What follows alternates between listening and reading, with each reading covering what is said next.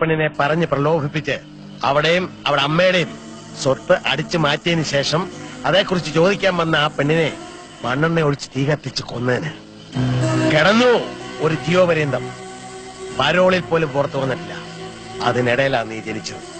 തന്ത ആരാണെന്ന് ചൂണ്ടിക്കാണിക്കാൻ ജയിലിൽ ഒരാളുണ്ടായിരുന്നുകൊണ്ട് അതൊരു സത്യമായി. ശിക്ഷ കഴിഞ്ഞ് പുറത്തിറങ്ങിയതിന് ശേഷം നിന്റെ തന്ത ഈ കാണുന്നത് മുഴുവൻ ഉണ്ടാക്കി.